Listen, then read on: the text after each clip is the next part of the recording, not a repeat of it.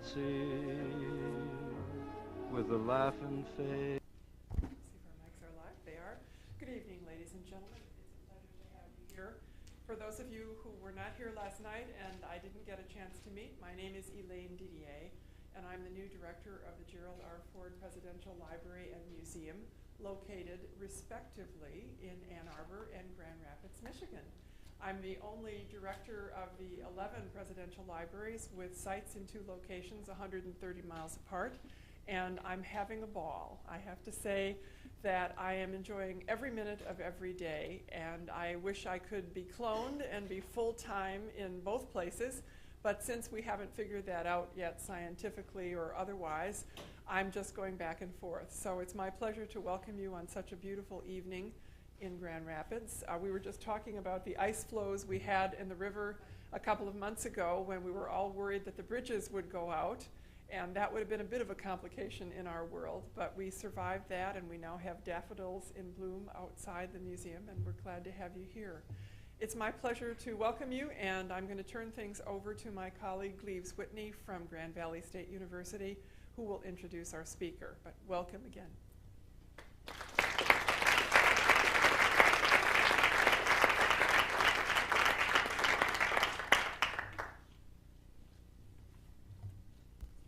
Well, thank you very much, Elaine, and congratulations once again on getting the appointment to this distinguished institution and being the director here now. And we at Grand Valley are so excited by your energy, your vision, your enthusiasm, and we just think that the partnership between Grand Valley and the Hauenstein Center and the Ford Library Museum will only thrive and grow with your leadership here. So we appreciate you very much. Well, I originally invited this evening's speaker to come to Grand Rapids in early February. And she was going to give a talk about Ronald Reagan to coincide about with the time of Reagan's birthday in early February. But a conflict arose with Professor Skinner. She called me up just before Christmas and she said, well, something came up, you know, unfortunately Secretary Rumsfeld needs for me to meet with him and some other folks and at the Pentagon, and she graciously offered to keep her commitment to the Ford and Hauenstein Center and stick to the original date. But I have to tell you, I didn't want Grand Valley and the Ford Library Museum to do anything to get in the way of national security. So I said, that's okay, you be with Secretary Rumsfeld, that would be just fine, and we happily rescheduled. And it so happens the timing turned out this week to be just fine. We were remembering 2 presidents this week who meant a lot to Ronald Reagan. One of them was Franklin Roosevelt, who died 60 years ago today, it turns out, in Warm Springs, Georgia, at the little White House. And if you read Reagan's memoir, An American Life, you see not only that he voted for Reagan as a young man, but he was attracted to Reagan to Roosevelt for a number of the characteristics that FDR possessed. That sonorous, that wonderful voice that was able to reach so many millions of Americans in a time of crisis over the radio. This at the same time that Reagan himself was learning how to use his voice at WHO Radio in Des Moines, Iowa. Reagan was also drawn to FDR in 1932 because of his campaign promise, listen to this, to cut taxes and to cut the federal government by 25% in 1932. Sounds a little bit like Reaganomics, does it not? The other president Reagan admired was Abraham Lincoln, who died 140 years ago this week. Lincoln, the first Republican president, a president like Reagan with Illinois roots, and like FDR, a great communicator whose words soothed and inspired the nation at a time of great crisis, a time of life or death struggle, in fact. It must be said, Reagan was fascinated not just by the political attainments of an FDR or a Lincoln, but also by what made those 2 leaders tick. What was going on inside their minds and their hearts? And that brings me to this evening's distinguished speaker. Kiron Skinner is a path-breaking scholar who really knows Ronald Reagan. She has examined not just Ronald Reagan's public life, but his private letters, his personal notes, over 10,000 letters that he wrote in his own hand. In fact, I'd argue that Kiron Skinner has examined more of Ronald Reagan's work than practically any other human being alive. She's helped bring about a reassessment, really revolutionized our view of the 40th president, because she has proven beyond a doubt that Reagan was not just the puppet of advisors. You recall back in the 70s and the 80s, often a hostile press said he's just a puppet of advisors. Well, her work and the work of her colleagues has shown that this was not the case. Her work has shown that he wrote those radio addresses, for example, that he was delivering when he was ramping up for the presidential campaign of 1980. Few individuals could be better equipped to trace the development of Reagan's thinking, where Kiron Skinner brings impressive credentials to her work. A master's and Ph.D. in political science from Harvard, a research fellow at the Hoover Institute, assistant professor of history and political science at Carnegie Mellon in Pittsburgh, a member of the executive panel of the Navy, a member of the Pentagon's Defense Policy Board, and just a couple of weeks ago appointed by President Bush to the National Security Education Board. She is currently co-authoring a book with Secretary of State Condoleezza Rice on the end of the Cold War, which is, of course, one of Reagan's signal achievements.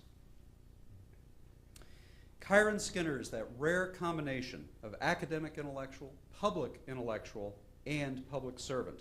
And it's precisely that broad background that leavens so much of her writing and makes her worth listening to and reading. Speaking of which, Professor Skinner is an extremely productive author. She has written numerous articles in influential journals and has co-edited 5 books about Reagan and is no stranger to the New York Times bestseller lists. Truly, she is a rising star. Well, this evening we are proud to host Professor Skinner, who will speak on her most recent New York Times bestseller, Reagan's Path to Victory. Please join me in welcoming Kiron Skinner.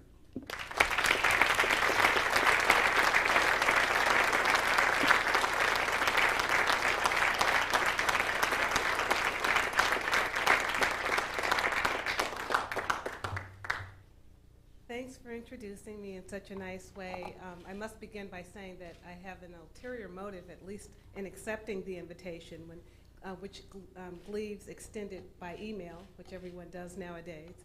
I wanted, for the current book I'm working on, to visit the Ford Library, and so I assumed I was going to be at the Ford Library. By the time I realized that it was the Ford Museum, I couldn't turn him down, so the real reason was to get to the Ford Library, but I'm glad I'm here. Anyway, we had a wonderful dinner earlier, and I was asked, how did you get interested in Reagan? And everyone asks me that, and I guess I get tired of answering, but I realize it is interesting. How did a black kid end up working on Ronald Reagan? I wasn't in the Reagan administration. I'm not even a registered Republican, which is surprising to many people. And I don't know Ronald Reagan, really. I met him once briefly in the spring of 1996, and he had Alzheimer's at that time, so it wasn't a real introduction. I met his wife just briefly. And so I don't even know the family, but Mrs. Reagan opened up her husband's private papers to me, and I was the first one to have access to them, starting in the mid-1990s after Edmund Morris, the official biographer. So I think I'll start by telling that story because it is part of the story, I think, of Ronald Reagan himself, and it's not really ironic that I would end up working on him. In terms of my own work, I think he would have liked the work that I've done and appreciate it. Late in the 1980s, when I was in graduate school at Harvard, I wanted to get home. I was tired of the Boston winters. I think they might be as tough as the winters here. And my way to get home was to go and exchange at Stanford. I thought that was a wonderful idea. The outside reader on my dissertation was Condoleezza Rice, so I thought I'll come in and I have an excuse and I'll work with her. And that was in January 1989. And within days of my arrival, she got an offer to go into the first Bush administration. So there I was, stuck at Stanford. That wasn't such a painful thing, but I didn't have an advisor to work with. I was walking across campus, and I ran into a man who looked a bit familiar to me. And I went up to him, and I said, I think I know who you are. You're George Shultz, the former Secretary of State. And he said, yes, I am. And he was setting up his office at the Hoover Institute as the Reagan administration had ended. And he was allowing Stanford students to interview him. And so I said, I'd like to interview you for my dissertation. And I did. And he ended up recruiting me to do the research for his memoir. And I thought, that's great, I need money, I'll do it. And I called my dissertation advisor at Harvard, and he said, are you out of your mind? You'll never write your dissertation if you're going to take on a memoir. And I said, no. He showed me the outline. It's not a very big book at all. It'll be easy. It'll be done very quickly. Well, that was 51 chapters later and 2,000 pages, no, 2,100 pages in draft. But we did it in record time in 2 years. And after that, a dissertation didn't seem like very much work at all. And I quickly finished it, and my advisor had to realize that I had done the right thing.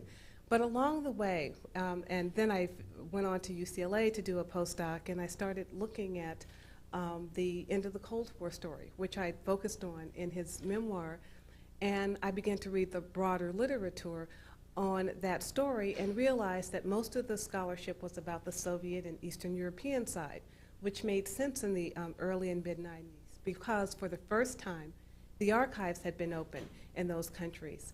And scholars were rushing in to look at documents from Stalin forward and see things that they'd never been able to study in the past because of Soviet secrecy laws. But I thought, well, there's an American story that's important too.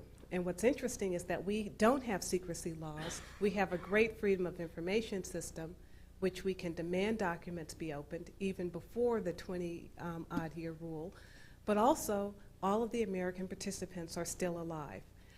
Reagan wasn't really available to be interviewed, but the other ones were, and it made sense to do oral histories and look at the archives and see how they interact while the participants were available. And so I wrote Nancy Reagan, and I said, I'm interested in the American side of the end of the Cold War story. And Secretary Shultz supported my letter. And I began to look into the private papers, and there were hundreds and hundreds of boxes covering all phases of Reagan's life that had never been opened. The official biographer, Edmund Morris, did more of a novel-type book on Reagan and didn't really study the archives closely. And along the way, I found thousands of pages on yellow paper of Reagan's handwriting, a lot of it from the 60s and 70s, but even earlier. Thousands of pieces of paper, and I tried to make sense of it. There were letters and speech drafts, and there were radio commentaries. And I really didn't know very much about Reagan at the time and didn't know why he would be writing radio commentaries. And these were on every major national issue facing the United States in the run-up to the 1980 presidential campaign. So I began to study his record more closely. And most people know that he was a two-term governor of California.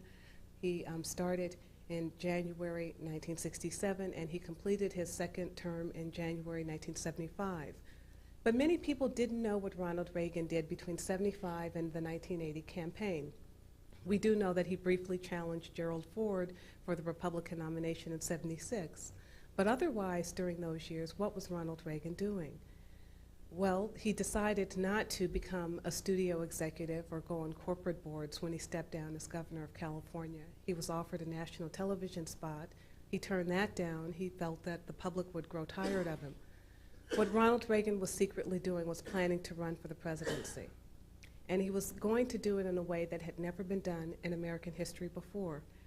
And he started it immediately within days of stepping down as governor of California in January 75. This is before the age of Oprah, before talk radio. Ronald Reagan was going to go on the radio 5 days a week after having turned down the opportunity to be on national television for 3 minutes a day, and he was going to talk to about between 20 and 30 million Americans in the middle of the country about things that they cared about. And many of his advisors thought it was a waste of his time. It did provide some income, which he needed. And a governor's retirement in California wasn't very much at that time, and he wasn't fabulously wealthy either from his Hollywood days. So he did need the income, but the radio made sense to him. He also signed up for a nationally syndicated newspaper column. So between the radio and the newspaper, Ronald Reagan was in touch with more Americans, though he was not an elected official, between 75 and 80, or late 1979, than any American in the country. And no one paid attention. It was as if he was running a stealth campaign.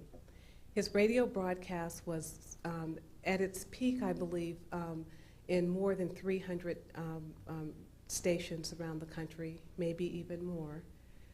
But he just kept talking to people. Some of the big markets rejected his program in New York City, but it was picked up in Los Angeles. But in the middle of the country in particular, the first place to sign up was Dixon, Illinois, where he grew up. But Reagan just talked to people, and he wrote most of the commentaries, and that's what I found in the archives that no one had ever looked at. He was writing his ideas on Social Security, on the arms race, on how to win the Cold War, on every defense policy issue imaginable, on inflation, on taxation. He was writing about home and family, his belief in religion. He used his radio broadcast as an advocacy for people in need. He would read the newspapers. He'd find a particular story that touched him, and he would write about that person's situation or an organization that he thought was worthy. He would give the address so that people could send money and be supportive. And he built up a huge constituency. So when he ran in the Republican primaries in 1980, all the Republican challengers said, wherever we go, everyone knows Ronald Reagan, what's going on?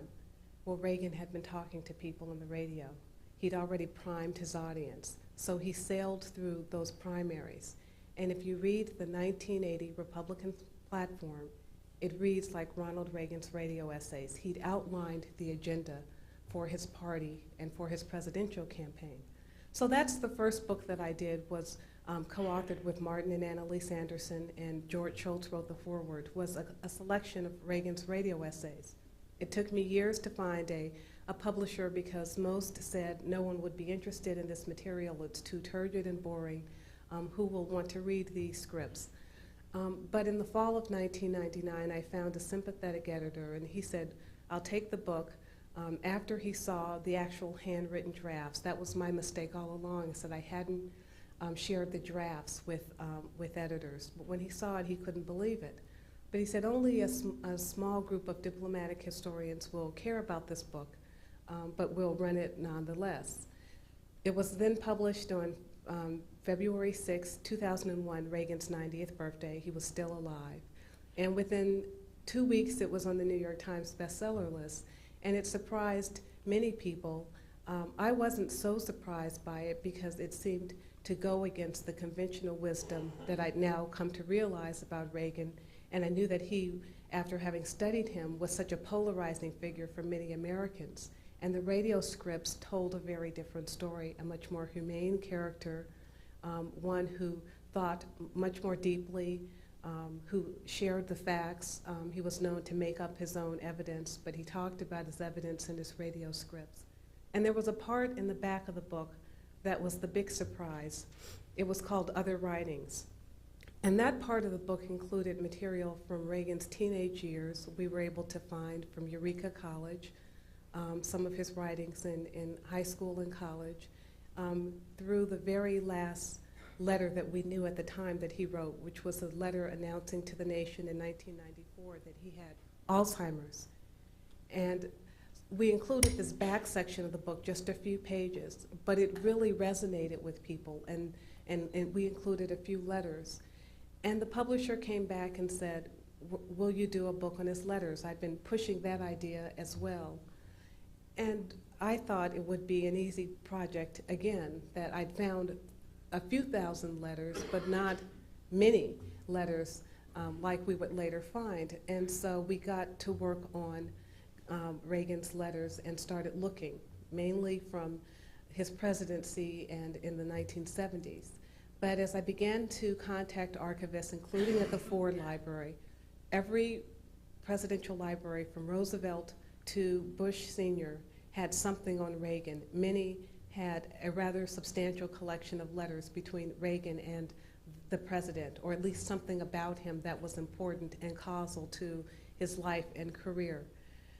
So the book, it took us longer than we thought. We found letters from 72 years of Reagan's life. The first letter when he was 11 years old to a girl that he was infatuated with who was older. from Dixon, Illinois, and I found her family, and they had the original letter, but we found a draft of it. He actually invited her to his inaugural, and in 1980 as president, he stayed in touch with all of his friends from childhood. It was an unusual story. His babysitters, everyone from childhood, they appeared at his inauguration. He wrote them throughout his whole life. I found people in retirement centers in Dixon with extensive correspondence from Reagan and even his mother, Nell, from the 1930s. But the letters were even more important than the radio scripts because they told a part of Reagan's life that you wouldn't find in a policy document, and they were never to be published. And Mrs. Reagan controlled the copyright to those letters, and she agreed with no censorship to letting this book be published of 1,000 of Reagan's letters. We have about 6,000 in the database that we found of his writings over his lifetime. And it's not just about taxes and inflation and the Cold War and the Soviet Union and the PRC. It's about his own life, and he tells a lot of stories about growing up poor, having a father who was an alcoholic, the challenge of raising children who were going their own way. He talked a lot about religion and faith. He talked about his earliest experiences with racism, and here I'll tell a football story. We were talking about Gerald Ford and what a superior athlete he was among American presidents.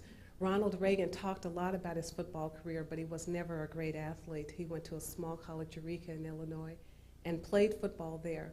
But it was in college at that time in the 30s that Ronald Reagan, late 20s, early 30s, got introduced to racism in a personal way for the first time in his life. One of his football teammates, Franklin Burghardt, became what he says one of his closest friends. And I took that seriously because he didn't say that about many people in his letters. They were playing a game. He's told several stories on what he called him Bergie. And one on Burghardt was that a guy in the opposing team decided to really beat him up in the game. And he was bleeding, and his knee was hurt and became swollen in the game.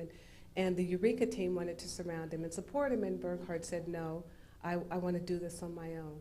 And so he fought through that game and defeated this opponent. But the more important story that Reagan told over and over, and that I was able to verify, some through Burghardt's family, his daughter, he died shortly after Reagan was president, and he was one of Reagan's guests at his inauguration, was they were traveling somewhere not far from Dixon, Reagan's home, where his parents still lived. And they were going to play a game, and they were going to stay, the team, in a local hotel. And the manager said that they didn't allow blacks to stay in the hotels there. And so the coach was in the hotel, and all the guys were on a bus. And Reagan was wondering why the coach was talking to the manager for so long. And he went into the establishment to find out what was going on. And when he found out what was happening, he said, well, the coach said, well, maybe we can have all the guys sleep on the bus and just say they don't have enough room. And Reagan felt that that wouldn't be fair to the other teammates, and they would figure out what was going on. So Reagan said, we'll just say there's not enough room in this hotel, and I'll take the 2 black players to my house. And so he did, and his parents opened arms to them, and they stayed there. And Burghardt was one of those people, and he had a long correspondence with him. And so when Reagan won the presidency, there was a big article in the Washington Post about his correspondence with Burghardt, and they stayed in touch. And I wrote that part of the book. I thought it was important because it showed something about Reagan's understanding about racism. He thought that was an isolated incident. He didn't think it represented any broader problem. He understood race and certain social issues through individual cases. But the letters book opened up a side of Reagan's life that we hadn't seen before, and it was truly, I think, Reagan's first and last autobiography. His 2 previous ones were either ghost-written or co-written, but this was really Reagan's own words and unedited. The first drafts were always used when they were available. Very few typed versions of any letters were used because we were concerned that they might have been tampered with. So that book became a bestseller as well right away and was on the cover of Time. And I puzzled about why so much interest in Reagan now. And I think he really represents a kind of American innocence and a story that makes sense to so many people. Humble beginnings, and he was always his own man. He had a life that I think younger people understood maybe even more than older people who were polarized by the Cold War or by partisan politics. But also I think Reagan's lasting legacy, and we saw it last year, was his contribution to ending the Cold War. And that comes out in his radio essays. He just thought about the Cold War in a different way, even in a much different, in different terms than conservatives in some ways than those on the moderate and liberal side. In the 1970s, we'd come to accept the Soviet Union as a kind of normal state in the international system. That's what Nixon and Kissinger had done, was to kind of elevate the Soviet status under détente. And Reagan rejected it at the time. There probably wasn't a major academic alive at American University who believed that the Cold War would end, that the Soviet Union should be treated as a pariah in the international system because of its social and political system, and that the Cold War, if it did end, a nuclear war would be unnecessary. That was the kind of belief system, and Ronald Reagan said no. He had 4 core hypotheses that were really heretical in the middle of détente, this kind of neutralization in U.S.-Soviet relations that came to the view that the Cold War could be ended on American terms. One, he believed that the Soviet economy was so weak at bottom that it could not sustain a technology race with the United States. Almost no Sovietologist believed that at the time. And second, he believed that the sole source of legitimacy of the Soviet Union in Eastern Europe, its security belt, was the presence of the Red Army. Pull the Red Army out and the countries would go their own way. That again was a heretical notion in the 1970s. And even as late as December 1988, when at the UN, Mikhail Gorbachev said he was going to voluntarily pull 500,000 Red Army troops out of Eastern Europe. Most Soviet specialists did not understand what he was saying, that he really meant what he said, and that it represented a kind of deep sea change, and that he was also quitting the ideological struggle. But Reagan was making those arguments in the 70s, and in some instances even earlier that we found in the archives. Third, he believed that the American economy was so strong at bottom that it could sustain deficits in a technology race, a very expensive one with the Soviet Union, and later recover. And he was writing this in the 70s, and I think it helps us demystify a lot about what he was doing in the 1980s as president. And finally, he believed as Saigon was falling, as President Ford was overseeing this, fundamental end of the Vietnam War and era for Americans, at that very moment, Ronald Reagan was arguing that the American public would support massive peacetime rearmament if leaders would just make it clear to them, American leaders, that rearmament and a strategy of strength were part of an overall design to deal with the Soviets, but not part of an overall objective, that the objectives were different from the strategies, and that the objectives were to get to mutual cooperation, and that mutual cooperation would be defined as having the Soviet Union join the community of free states. That's basically what Ronald Reagan believed, those kind of 4 broad hypotheses. And no one really stood with him in the way that he put it together. And he believed that the Soviet Union would quit the race without nuclear war if the US made these hypotheses clear to the American public and clarified the game for the Soviets. And that's what he did as president. He really worked to operationalize what he had been writing about at earlier periods. So when many people say, well, he made the Cold War worse because he called the Soviet Union an evil empire and he enunciated the strategic defense initiative known as Star Wars by critics, that made the Cold War heat up. Well, the month that he did those things, both the same time, March of 1983, when he called the Soviet Union an evil empire. And actually, in that speech, I saw the draft. He gave the speech at 8 p.m., the draft at 7:59 p.m. He had even harsher language in it, but it was somehow taken away from him before he went on air. But when, in that month, March 1983, when he gave the double punch of SDI and the evil empire speech, Ronald Reagan opened up a back channel to the Soviet leader Yuri Andropov, and there began the unraveling of the Cold War. He was giving a public set of statements that he thought were important to apply pressure to the Soviets. But behind the scenes, he cut the first negotiation with the Soviets, and that was to get two Pentecostal families that had fled into the Soviet embassy in Moscow in the late 1970s.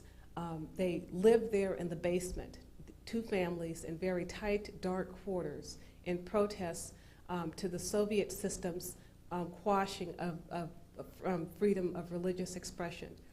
Reagan cut a deal with Andropov that if he let these families out of the embassy in Moscow, let them move to the West, that he would not mention it publicly, but there would he would begin the process of improving U.S.-Soviet relations with that Soviet leader. And in fact, that's what happened.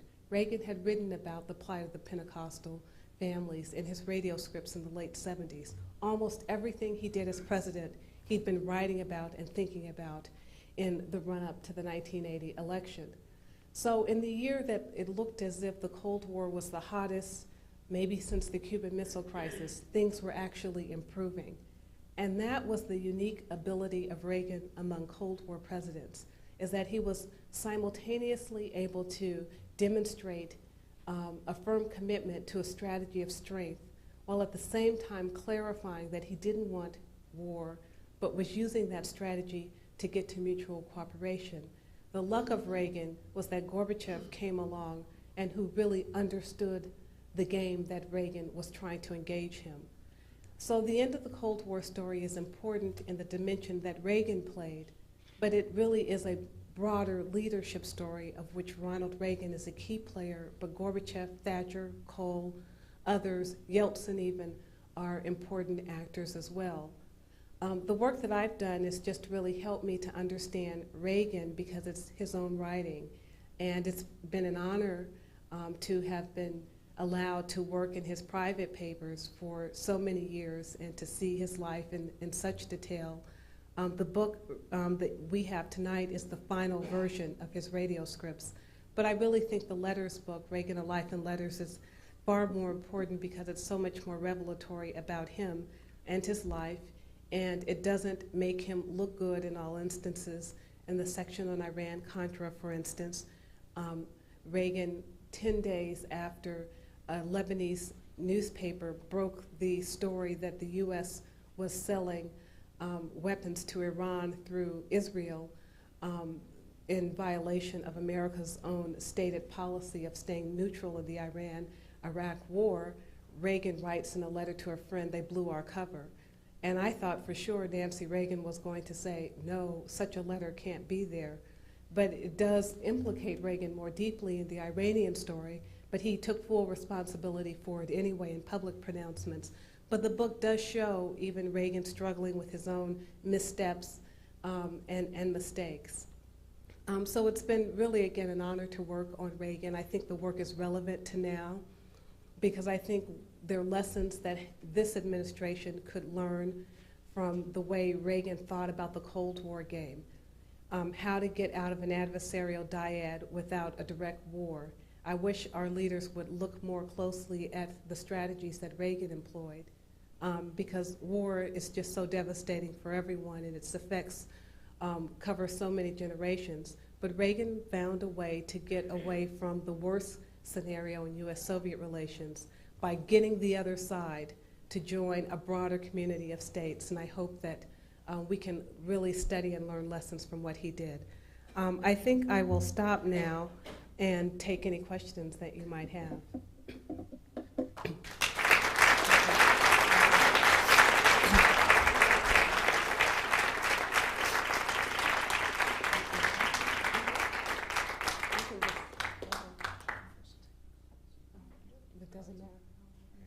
We could actually do this one of two ways. Traditionally, we've taken cards, but if you feel, I can just go ahead and just take raise it from your the hand. like I a can, good if I can professor that see she you. is. Yes. Okay.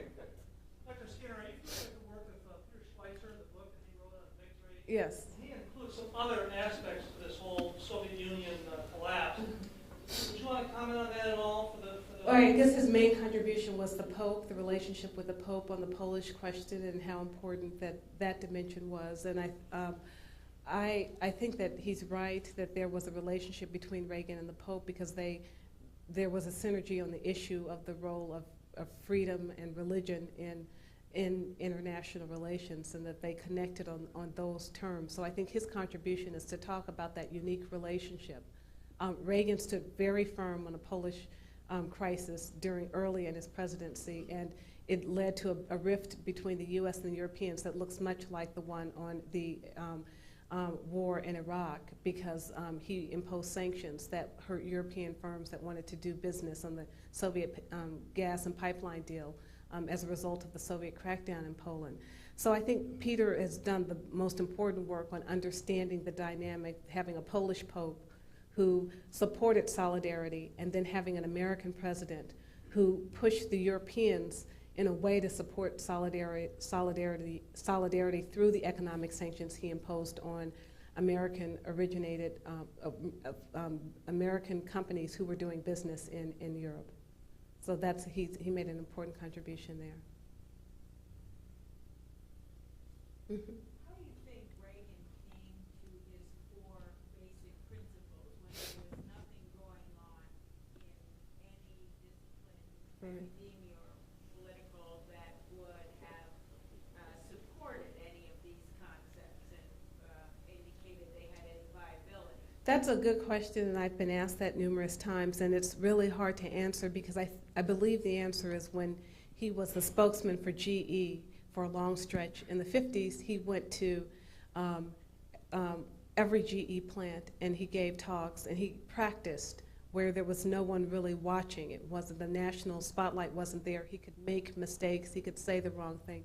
I believe he was reading extensively during those GE days. Reagan read a lot. And he just, and it was that period, I believe, where there are very few documents that he was putting together the kind of source material that he would use later.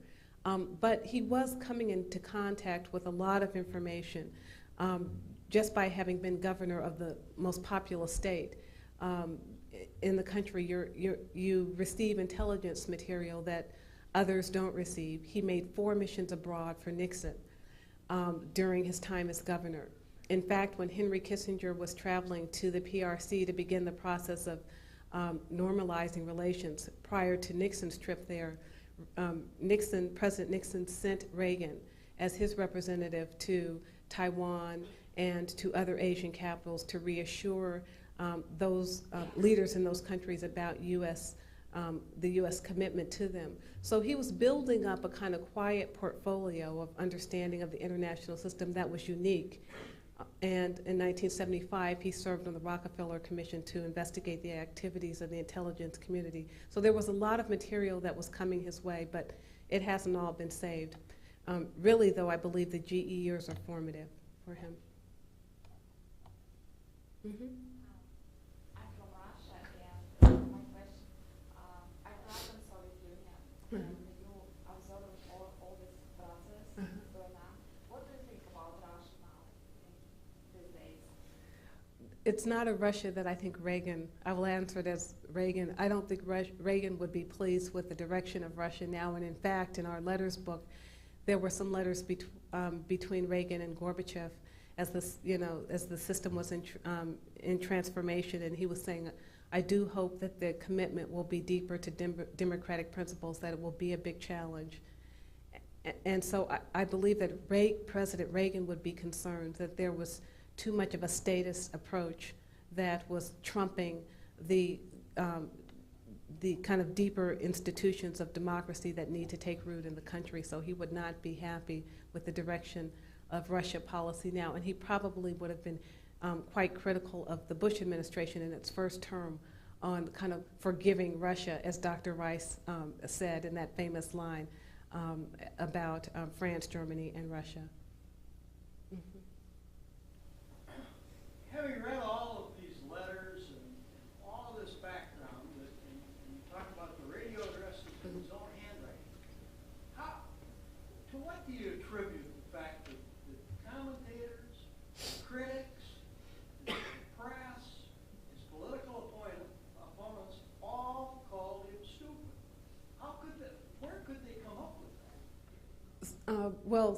some of that I think has happened to numerous Republican presidents.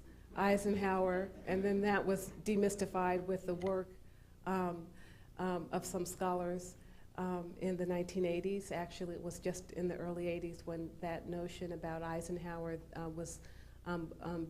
began to be put to rest. President Ford has suffered from it as well, despite the fact that he had a superior education. In the case of Reagan, and then the current President Bush has that same reputation. So some of it, I believe, is there is a bias against Republican presidents, and they get this reputation if they ever make one mistake in a speech. But in the Reagan case, I believe Reagan is partly responsible in that he courted this notion that he didn't know very much and didn't do very much. And there are many statements where he would talk about how he was burning the midday oil, and he did wrap his day up at 5 o'clock typically. And I believe in Reagan's case, he didn't care as much as some others might in the White House, because by the time he became president, he was so old that his reputation, he felt more comfortable in his own skin. And there's a difference between having a president who's in his 50s and one who is in his 70s. I think there's a different understanding of one's life and legacy. And Reagan had on his desk in the Oval Office this sign that said, there's no end to what a man can achieve if he doesn't mind who gets the credit. And I believe he really fundamentally felt that way, that if he could, in some ways, bring down the American bureaucracy and bring down the Soviet Union, that was a lot for a lifetime.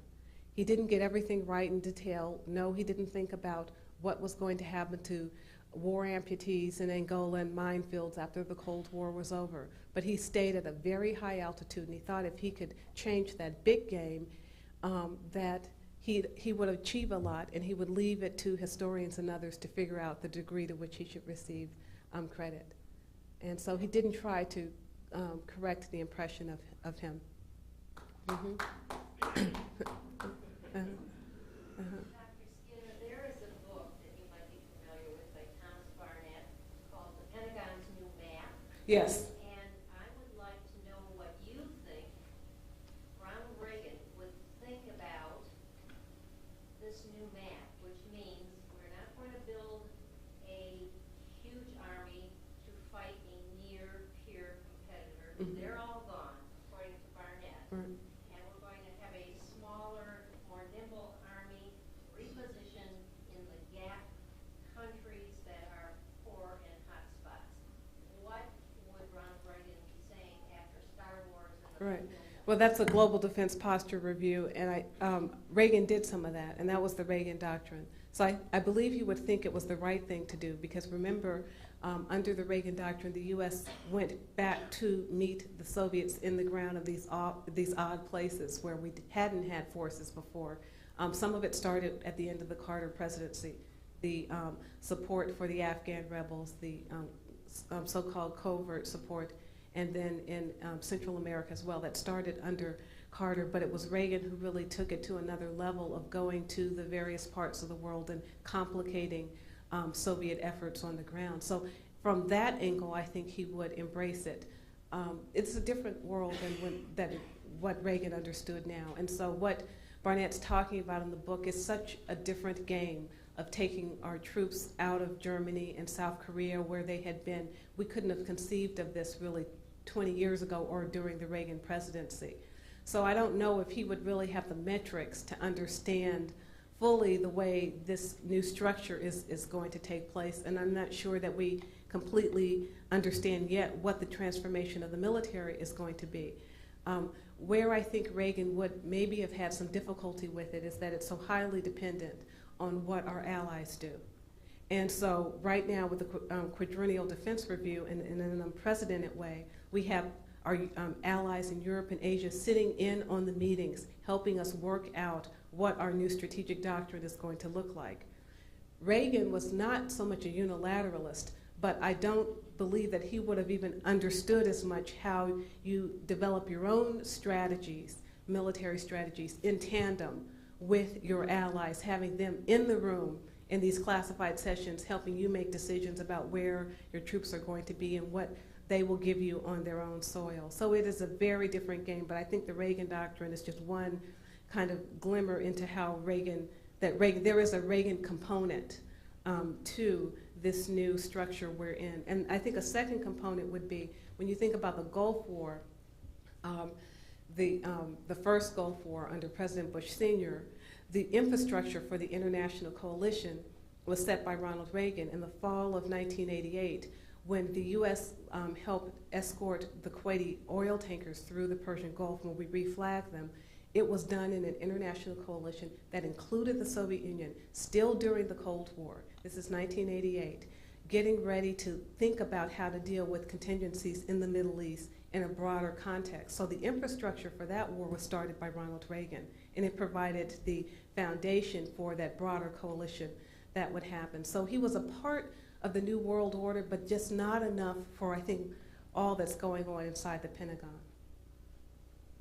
You and then I'll come to you. With all of the focus of the Soviet Union, Nixon's focus started with China as well.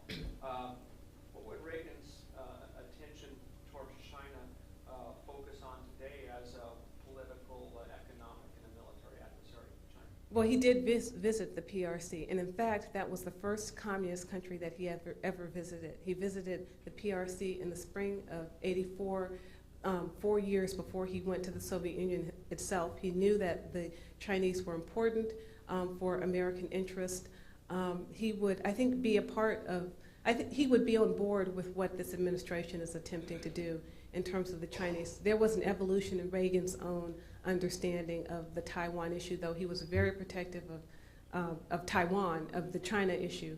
He was protective of Taiwan and said so, but I believe over time he came to understand that the PRC had to be dealt with on its own terms. It was a huge market, a major country, and that the U.S. was going to have to bend a bit in dealing with the PRC as it attempted its own process of liberalization.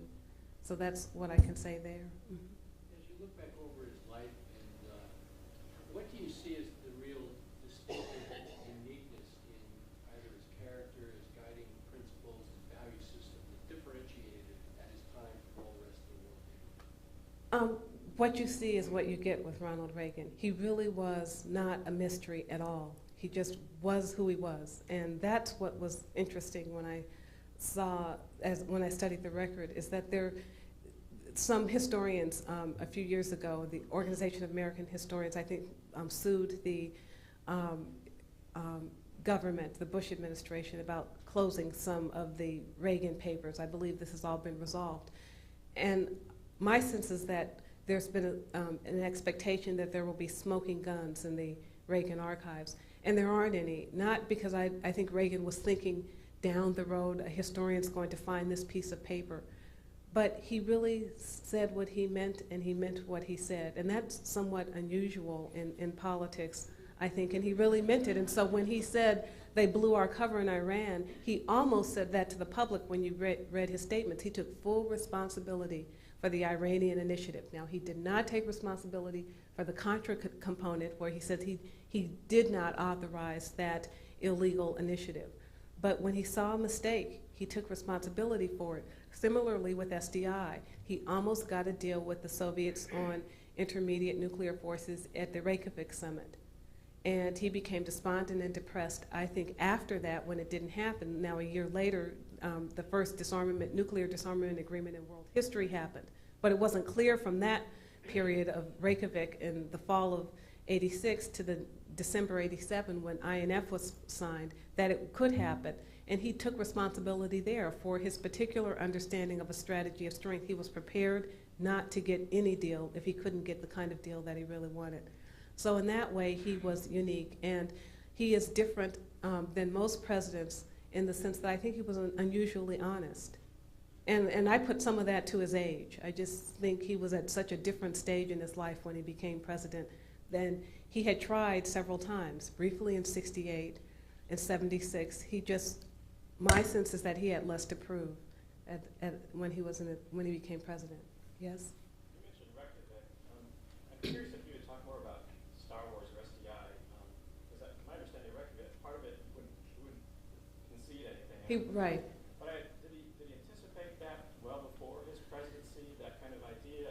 And what did it mean to him? Was it merely a tool to gain concessions from the Soviets, or was it something more? He had his first briefing on anti-ballistic missile systems as governor of California at Lawrence Livermore Labs in '67 or '68, so he knew about this technology.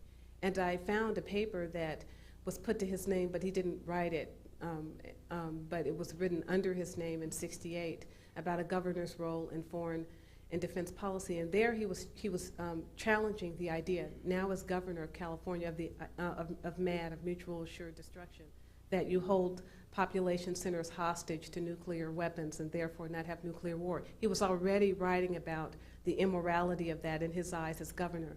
So SDI in the main was Ronald Reagan.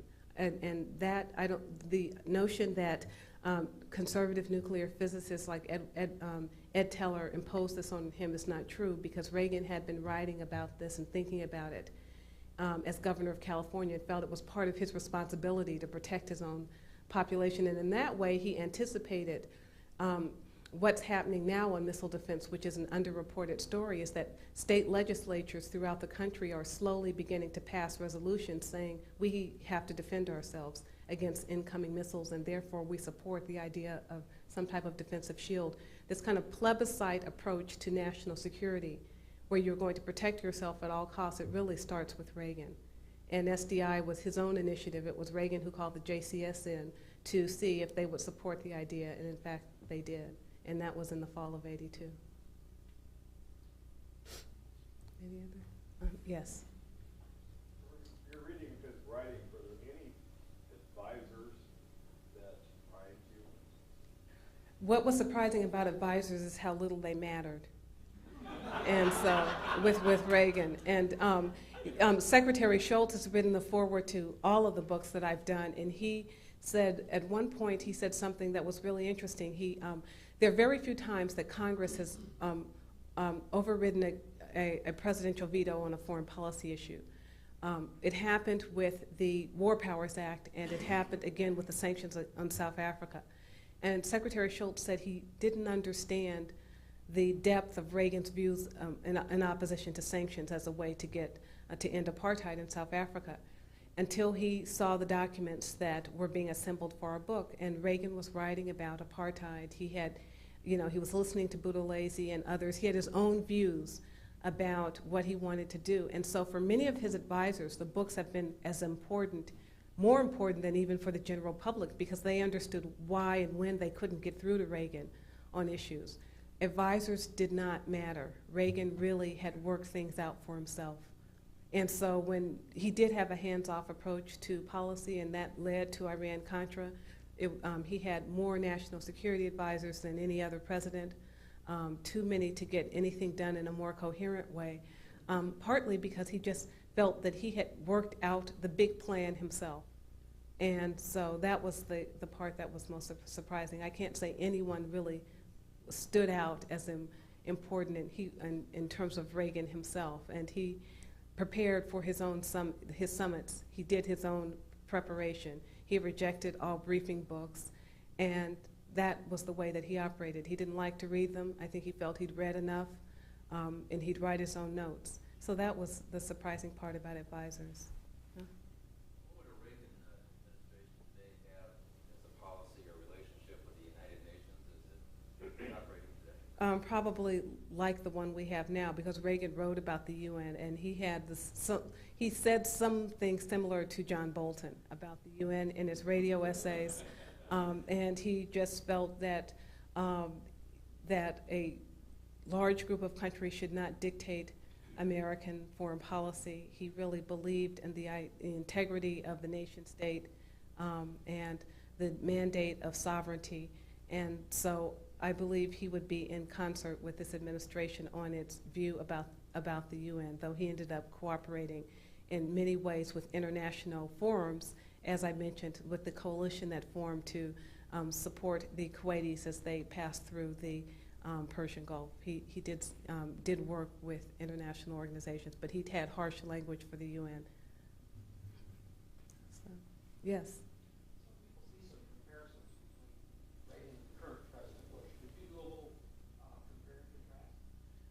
Well, I guess I could. I think they both were the two presidents in recent memory who were the most fundamentalist in their religious convictions. And so I think they meet on that ground. They both have described themselves as born-again Christians, Reagan having grown up in a Christian church in Dixon. And so I think that was a point of comparison.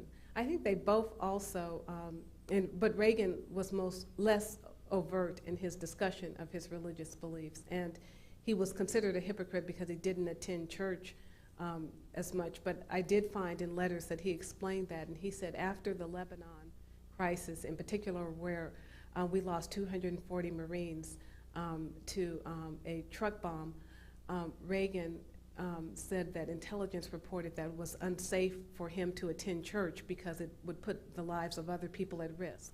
So his church attendance really did taper off after Lebanon. In addition to the religious issue, I think the particular ability to stand firm when something seems unpopular is unique in both Reagan and the current President Bush. Just the resolve that really lies with the individual is something that I see between that's similar for these men. But in terms of details of policy, it's hard always to say what Reagan would do. But those are two important points. And just a kind of toughness there. You see it in Reagan, and you see it in President Bush. And I think it really came forward in the campaign. And he was said to have just been repeating a few statements over and over again. But I believe that was signaling his determination to stick on a particular course, and Reagan did the same thing. Though Reagan, it's hard to really compare almost any modern president to Reagan in terms of his ability to give a speech and communicate with people. My sense is that the three great orators in the second half of the 20th century in the United States were Ronald Reagan, Martin Luther King, and Jesse Jackson, and I've said that over and over, and I did a New York Times op-ed, which I was surprised that they published, contrasting Reagan and King on King's birthday a year ago, and showing how much they were similar, not just in their ability to speak, but really how they looked at natural rights of man, that there were no two men more similar in terms of how they thought of man's rights than Ronald Reagan and King. And it's interesting that Reagan would be the president to sign the King holiday, even though he did it quite reluctantly. When you look at King's speeches and Reagan's speeches, they were often very similar. And they're similar in another dimension, though King hasn't received as much credit. Reverend King is that he died before 40, but he wrote probably more than any American president. And I really urge you to take a look at the King papers. They're coming out of Stanford University. Professor Clay Carson edits those volumes. And when I looked at his writings, it's phenomenal how much he wrote in such a short period of time. And he'd been writing all his life. So there's some comparisons there that are of interest.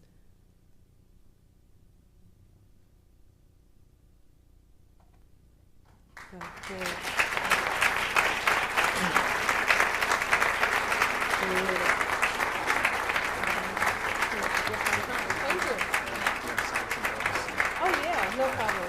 I have to give this down to her.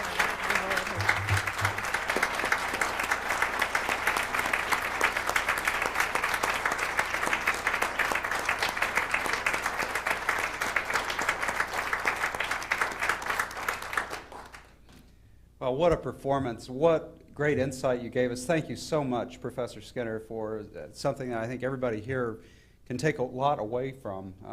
There are so many insights there into the 40th president that never made it into the mainstream media, and I think it's your books, your research, your scholarship that's giving us really a revolution in the historiography. We really do appreciate that.